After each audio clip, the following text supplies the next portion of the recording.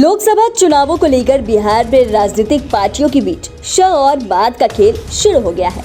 यहाँ कभी ऐसा महसूस होता है कि महागठबंधन में रेस तेजी से आगे निकल रहा है, तो कभी ऐसा लगता है कि एनडीए का दावा ज्यादा मजबूत है। इन सब के बीच अब तो यहाँ के पार्टी एक दूसरे के वोट बैंक में सेंध लगाने की कोशिश में जुट गए हैं।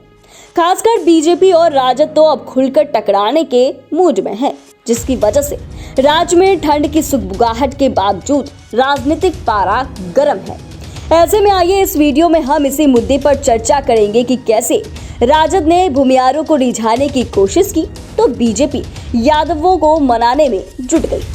आपको बता दें कि बिहार की राजनीति में अपवाद छोड़ दें तो भूमिहारों को यहाँ भाजपा का कोर वोटर माना जाता है, तो वहीं यादव समाज को राजद का अटूट हिस्सा माना जाता है। लेकिन अब राजद ने भूमिहारों को रिझाने की कोशिश की तो बीजेपी ने यादवों में सेंध लगाना शुरू कर दिया। इसी कड़ी में पार्टी ने यादवों का महाजुटान करके राजद के लिए खतरे की घंटी बजा दी है। बात बीजेपी के करे तो पार्टी अभी तक राजद के एमवाई समीकरण में सेंध लगाने में कामयाब नहीं हो पाई है।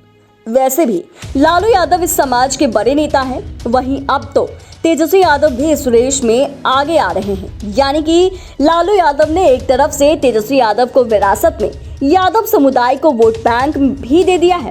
हालांकि बीजेपी में भी यादव समाज के नेताओं की कमी नहीं है, लेकिन वे लालू यादव के तिलिस्म को तोड़ पाने में नाकाम रहे।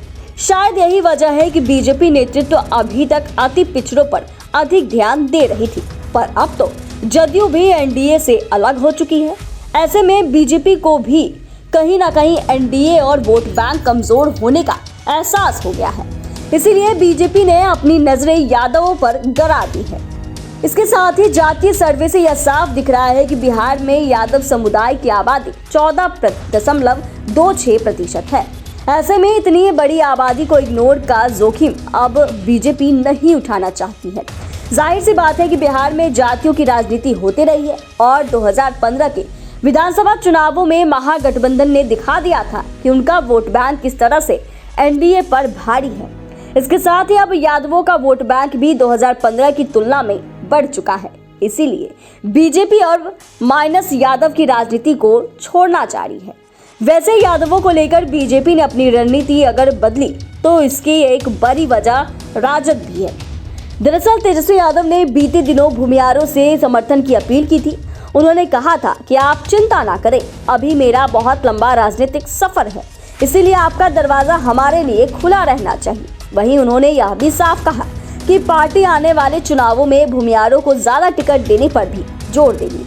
यानी कि तेजस्वी यादव राजद को A to Z पार्टी बताकर भूमिहारों को मनाने की कोशिश में जुट गए हैं। वैसे भी जदयू में ललन सिंह, कांग्रेस में अखिलेश सिंह, बीजेपी में गिरिराज सिंह और विजय सिन्हा जैसे कद्दावर नेता हैं, जबकि राजद में भूमिहार समाज से कोई बड़ा नेता नहीं है। इसीलिए तेजस्वी यादव इसी कमी को दूर करने की कोशिश में है।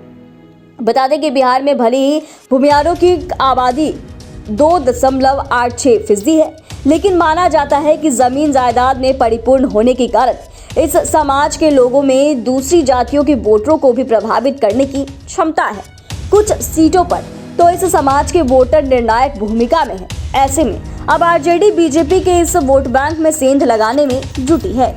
यानी कि एक तरफ राजद ने बीजेपी की ताकत में सेंधमारी की कोशिश की तो दूसरी तरफ बीजेपी ने भी पलटवार किया। अब देखना यह है कि यादव और भूमिहार अगले चुनावों में किसको समर्थन देते हैं।